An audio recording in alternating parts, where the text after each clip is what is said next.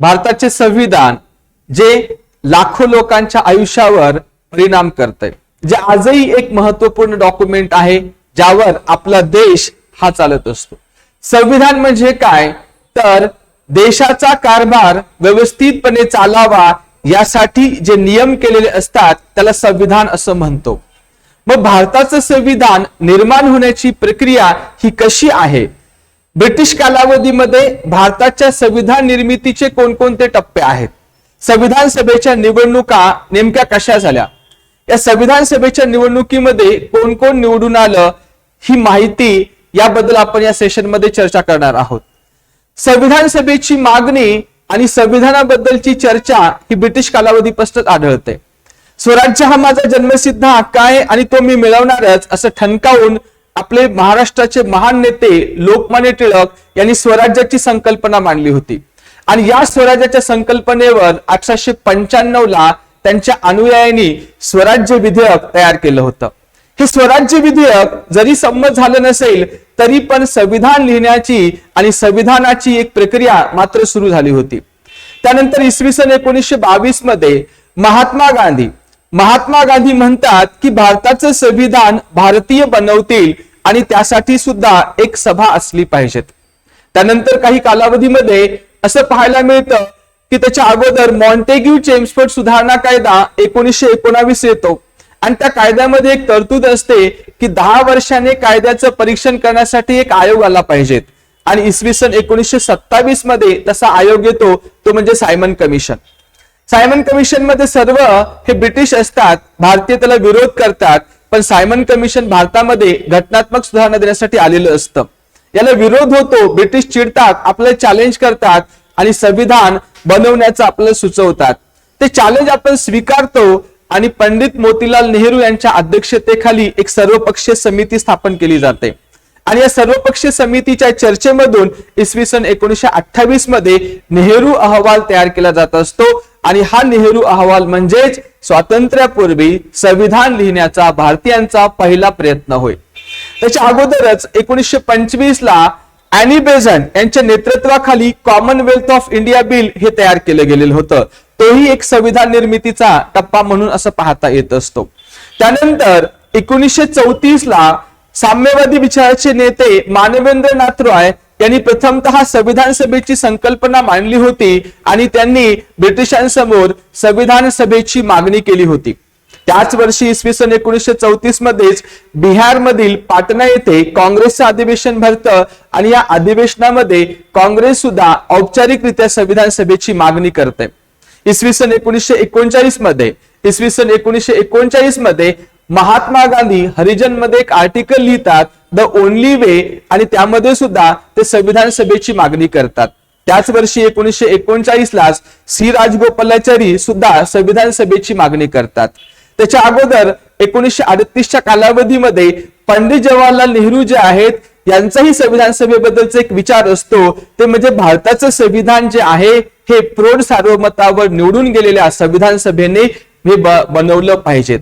म्हणजे ब्रिटिश कालावधीमध्ये ह्या सगळ्या मागण्या आणि सगळे आपल्याला टप्पे दिसतात की जिथं कुठे संविधान सभेची मागणी ब्रिटिशांसमोर होते पण ब्रिटिश आपलं काही मागणी ऐकत नाहीयेत।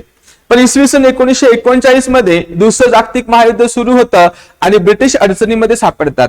या दुसऱ्या जागतिक महायुद्धामध्ये भारतीयांचा पाठिंबा त्यांना आवश्यक असतो आणि हा पाठिंबा मिळवण्यासाठी म्हणून त्यावेळेस ऑगस्ट ऑफर 1940 ही भारतीयांना दिली जात असते आणि या ऑगस्ट ऑफर मध्येच संविधान सभा जी आहे ही संविधान सभेची मागणी पहिल्यांदा ब्रिटिशांनी मान्य केली, ती म्हणजे ऑगस्ट ऑफर 1940 मध्येच। परंतु त्यांनी जी मागणी मान्य केली त्याच्यामध्ये त्यांनी एक क्लॉज टाकला होता की भारताची संविधान सभा असेल पण ही संविधान सभा मुख्यतः भारतीयांनी असेल, मुख्यतः भारतीयांनी बनलेली असेल। पण ही ऑगस्ट ऑफर आपण स्वीकारली नाही आणि दुसऱ्या जागतिक महायुद्धामध्ये भारतीय नेत्यांनी ब्रिटिशांना पाठिंबा दिला नाही। परत इसवी सन 1942 मध्ये क्रिप्स मिशन भारतात येतं आणि क्रिप्स मिशनचा सुद्धा तोच हेतू असतो की भारतीयांनी युद्धामध्ये पाठिंबा द्यावा आणि जर युद्धात पाठिंबा दिला, युद्ध संपलं तर युद्धाच्या नंतर भारतीयांना चांगल्या सुधारणा दिल्या जातील यासाठीचा एक आराखडाच क्रिप्स मिशनने बनवून आणला होता। इव्हन क्रिप्स मिशननी मान्य केलं होतं की संविधान सभा ही पूर्णतः भारतीयांनी बनलेली असेल। पण आता इसवी सन 1942च्या कालावधीमध्ये आपल्याला कुठल्याही सुधारणा पाहिजे नव्हत्या, आपल्याला फक्त एकच पाहिजे होतं ते म्हणजे स्वातंत्र्य.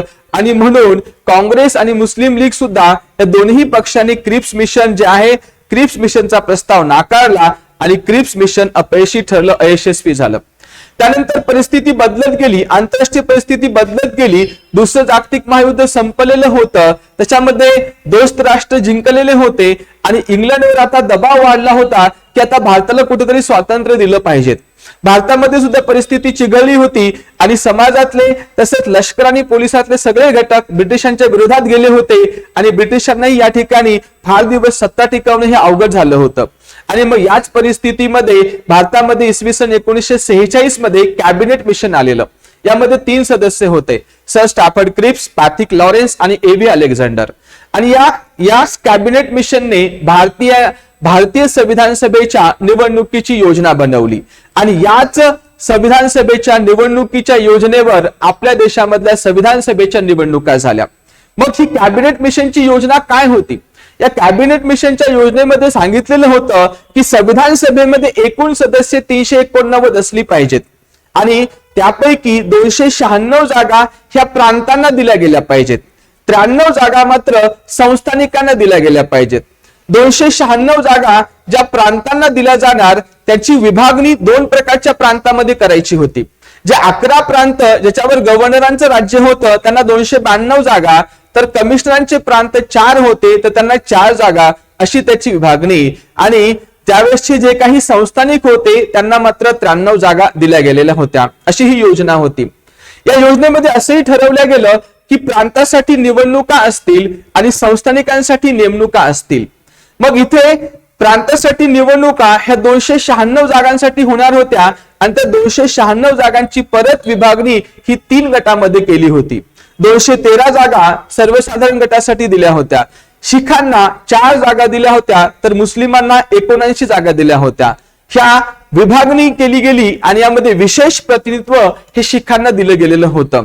मग निवडणुका झाल्या. निवडणुका ह्या अप्रत्यक्ष पद्धतीने झाल्या, एकल संक्रमणीय मताद्वारे प्रमाणशीर मतदान पद्धतीने झाल्या होत्या. प्रौढ सर्वमत या ठिकाणी घेतलं गेलेलं नव्हतं. जनतेने या ठिकाणी निवडणुकीमध्ये सहभाग नव्हता. तर 1935च्या कायद्याने ज्या निवडणुका झाल्या होत्या आणि प्रांतीय सदस्य त्यावेळेस जे निवडून आले होते त्यांनी हे संविधान सभेमधले सदस्य हे निवडून दिले होते. अशा अप्रत्यक्षपणे या ठिकाणी निवडणुका झाल्या होत्या. साधारणतः 10 लाख लोकसंख्येच्या मागे 1 जागा ही निवडून देण्यात आलेली होती आणि अशा प्रकारे निवडणुका पार पाडल्या होत्या. या निवडणुकीमध्ये काँग्रेसने सर्वात जास्त जागा जिंकल्या होत्या, त्यामध्ये 208 जागा जिंकल्या होत्या. मुस्लिम लीगने 73 जागा जिंकलेल्या होत्या आणि यामध्ये जवळपास 8 अपक्ष हे निवडून आले होते आणि 7 असे छोटे पक्ष होते, त्या प्रत्येकाने 1-1 जागा जिंकलेली होती. या संविधान सभेच्या निवडणुकीमध्ये जवळपास 15 महिला निवडून आलेल्या होत्या आणि याच याच्यामध्ये बरेचसे बिगर काँग्रेस सदस्य सुद्धा होते. मग अशी ही या संविधान सभेच्या निवडणुकीची योजना होती आणि त्याद्वारे आपल्या संविधान सभेच्या निवडणुका झाल्या आणि आपली ही संविधान सभा तयार झाली. आणि या संविधान सभेने आपले हे सुंदर असं डॉक्युमेंट, ज्यावर आजही आपला 142 कोटी लोकसंख्येचा देश जगात ताठ मनाने चालतोय, एक मॅच्युअर लोकशाही म्हणून पुढे येतोय आणि जगाचं नेतृत्व करण्यास सक्षम ठरलेलं आहे, असं हे संविधान तयार केलेलं आहे. मग संविधान निर्मितीची पुढची गोष्ट दुसऱ्या सेशन मध्ये पाहूया. Thank you so much. Thanks a lot.